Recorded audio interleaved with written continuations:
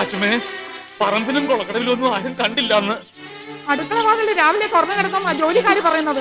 പട്ടാളത്തിന്റെ വീട്ടിലൊന്ന് അന്വേഷിച്ചു. സാറേ, മീനാക്ഷി അങ്ങോട്ട് വന്നായിരുന്നോ? ഇല്ലല്ലോ. എന്താ? കാലത്ത് എഴുന്നിട്ട് അവളെ കാണുന്നില്ല. ഇവിടെ ഞാൻ തന്നെ കാണും അല്ലേ? കാണുന്നില്ല. ആരോടും ഒന്നും പറയാതെയാണോ പോയത്? എടി ഒരുമ്പട്ടാളെ, എവിടെ മീനാക്ഷി? വിളിക്കടി അവിടെ. മീനാക്ഷിയോ? അമ്മ എന്തായി പറയുന്നേ? നിനക്കറിയില്ല അല്ലേ? ഇത്രയും കാലം എന്റെ മുതൽ മുഴുവൻ കട്ടു തിന്നതും പോരാഞ്ഞ് ഇപ്പൊ പെണ്ണിനെ മോട്ടിച്ചോണ്ട് വന്നിരിക്കുന്നു. മര്യാദക്ക് ഇറക്കി വിടറി അവളെ. തോന്നിയ ദിവസം പറഞ്ഞോണ്ടല്ലോ. മണി, ഒന്ന് ചുമ്മാ ഇരിക്കാമേ. ഇവരാരെന്ന് ഇവരുടെ വിചാരം? കുറെ സ്വത്തം കെട്ടിപ്പിടിച്ചിരിക്കുന്ന ഭൂതം. സഹിക്കുന്നതിനൊക്കെ ഒരു അതിരുണ്ട്. പ്രായം നോക്കില്ല ഞാൻ. എന്ത് പറഞ്ഞാലും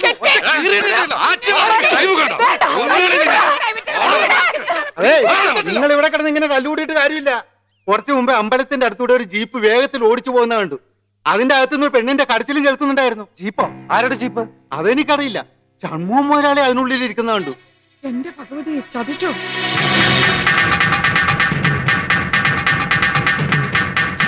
എവിടെ നിന്റെ മലയാളി?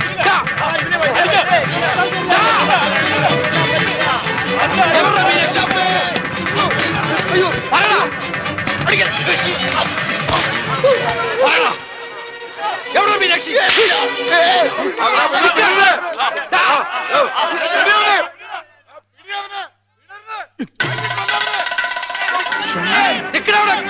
ഞാൻ നിന്നെ ഇവന്മാരും തന്നെ ഡെഡ് ബോഡി കൊണ്ട് പോകും.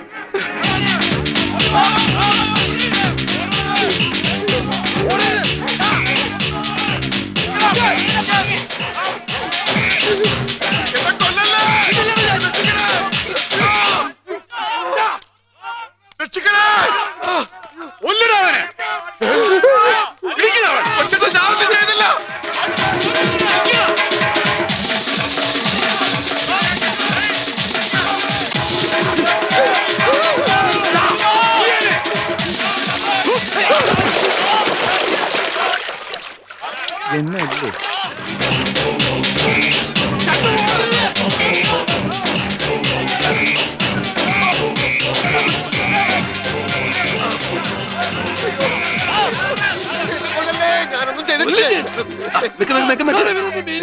എന്താ പ്രശ്നം? സാറിനെ തല്ലിയിട്ടുണ്ട്, പോലീസ് എന്നെ തല്ലിയിട്ടുണ്ട്. അതിനൊക്കെ കാരണം ഉണ്ടായിരുന്നു. മീനാക്ഷിയെ ഞാൻ കണ്ടിട്ടേ ഇല്ല. ഇവരെന്നെ കൊല്ലാൻ വരും. നിന്നെ ഇനി ആരും ഒന്നും ചെയ്യില്ല. വെറുതെ ആരെങ്കിലും എന്തെങ്കിലും പറഞ്ഞെന്ന് വെച്ചാൽ ഒരാളെ വെറുതെ പിടിച്ചിട്ട് തല്ലേ വേണ്ട. മീനാക്ഷി എവിടെ നിന്ന് കണ്ടുപിടിക്കണം? വിളിച്ചു നിൽക്കുന്ന ദ്രോഹി.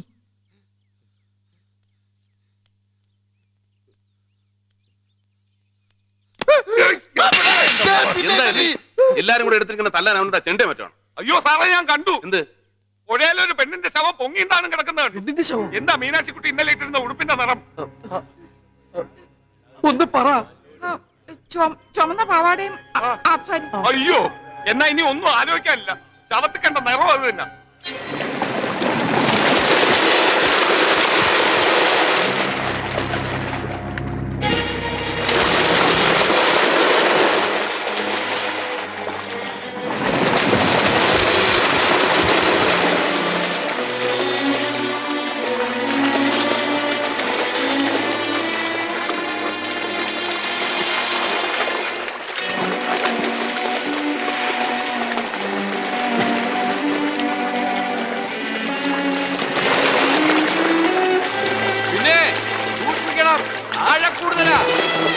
അടിയൊഴുക്കും കയവുമുള്ള പുഴയാ. നല്ല നീന്തലറിയാവുന്നവര് മാത്രം ഇറങ്ങിയാ മതി. കാലക്കാരൻ പൊങ്ങി തപ്പണ്ടേ? ഒരു പൊഴിയിലാ ശവം പൊങ്ങിയത്. പൊങ്ങിത്തപ്പ പൊങ്ങിത്തപ്പ്. എന്റെ അനിയൻ രാഘവൻ അവിടെയാ ശവം താഴ്ന്നു കണ്ടത്.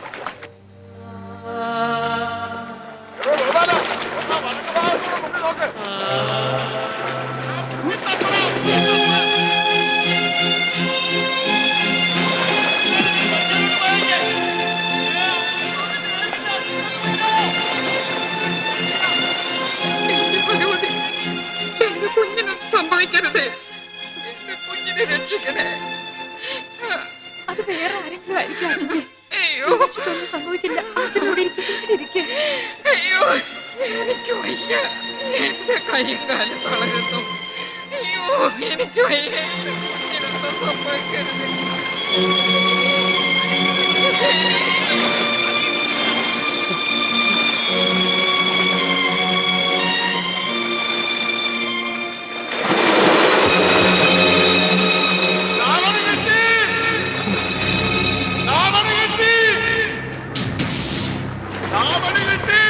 ഒരു ചുവന്ന നാവണ കിട്ടി.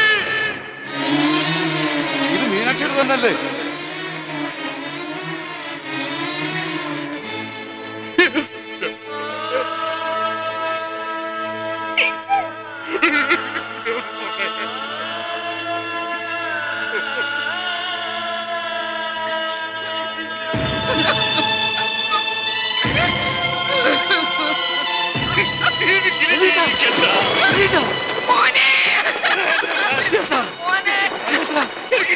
കാണിക്കുന്നത് ഞാനാ എന്റെ മോളെ കൊന്നത്. എന്റെ മോളുടെ ഒരാഗ്രഹവും സഹായിച്ചു കൊടുക്കാത്ത, ഒന്നിനും കൊള്ളാത്ത ഈ അച്ഛനെ ജീവിച്ചിരിക്കാൻ അവകാശമില്ല.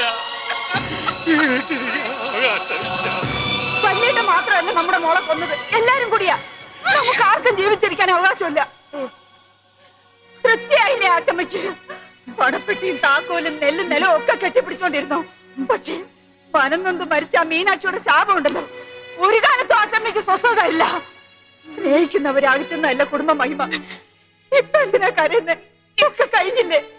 ഞാൻ അറിഞ്ഞില്ല മോളെ, അവളുടെ മനസ്സിൽ മണികണ്ഠനോടുള്ള സ്നേഹം അത്രയ്ക്കുണ്ടെന്ന് എനിക്കറിയാൻ കഴിഞ്ഞില്ല.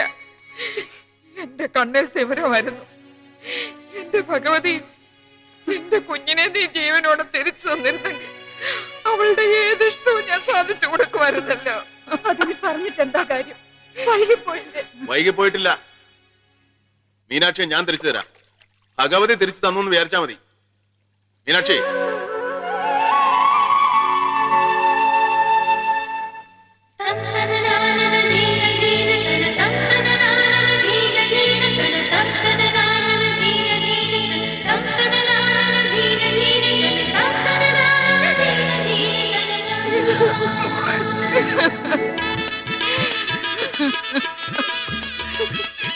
ജീവിച്ചിരിക്കുമ്പോ വിലയില്ലാത്ത മനുഷ്യന് മരിക്കുമ്പോ വിലയുണ്ടാവും. ദുഷ്ടൻ മഹാനാവും, അസൂയ അഭിനന്ദനമാവും, വിരോധം ഇഷ്ടമാവും. അത് മനുഷ്യ സഹജമാണ്. അത് തന്നെയാണ് ആച്ചമ്മയ്ക്ക് സംഭവിച്ചത്. കഴിഞ്ഞ കാലത്തെ പാവങ്ങൾക്ക് പരിഹാരം ചെയ്യാൻ കിട്ടിയ ഒരു അവസരമാണിത്. പഴകരുത്. അതോടെ സ്വർഗവാതിൽ എൻട്രി ഷുവർ. സാറിനെ അന്വേഷിച്ച് അവിടെ പട്ടാളം പോലീസൊക്കെ വന്നിരിക്കുന്നു.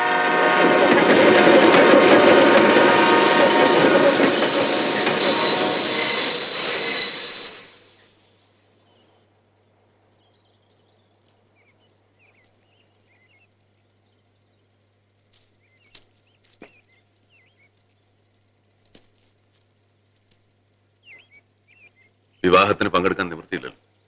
എന്നാലും എന്റെ മനസ്സും അനുഗ്രഹവും ഒക്കെ അവിടെ ഉണ്ടാവും.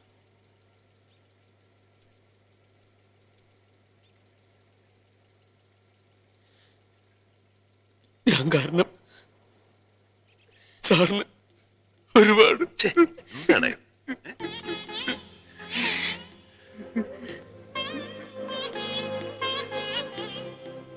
സന്തോഷിക്കേണ്ട സമയമല്ലേ ഇത്?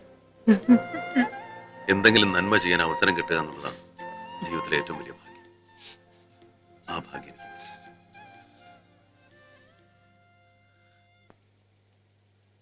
വരട്ടെ. ഇനി ഇങ്ങോട്ടൊക്കെ വരണം, ഞങ്ങൾ നോക്കിയിരിക്കും. തീർച്ചയായും.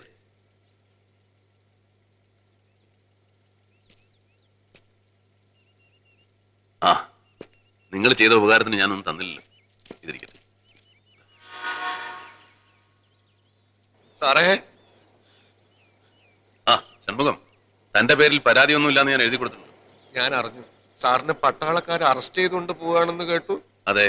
ഇനി അവിടെ കൊണ്ടുപോയി തൂക്കി കൊല്ലോ? ഇല്ല. പിന്നെ ചവിട്ടി കൊല്ലോ? തല്ലുവും കൊല്ലുവൊന്നും ഇല്ലടോ. ശിക്ഷിക്കും, പിന്നെ വിടും.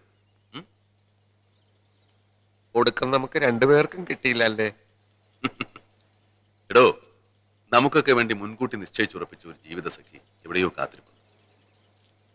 ഇന്ത്യയിൽ ജനിച്ച രാജീവ് ഗാന്ധിയുടെ വധുവാകാൻ ഇറ്റലിയിലെ ഒരു സോണിയ കാത്തിരുന്നു. കേരളത്തിൽ ജനിച്ച പ്രസിഡന്റ് KR നാരായണന് വധുവാകാൻ ബർമ്മയിൽ ഒരു ഉഷ കാത്തിരുന്നു. എന്തിന്? നമ്മുടെ മോഹൻലാലിന് വധുവാകാൻ മദുരാശിയിൽ ഒരു സുചിത്ര കാത്തിരുന്നു. അതുപോലെ എനിക്കും ഷൺമുഖത്തിനും വേണ്ടി ആരോ എവിടെയോ കാത്തിരിക്കും. ഒരു ദിവസം കണ്ടുമുട്ടും.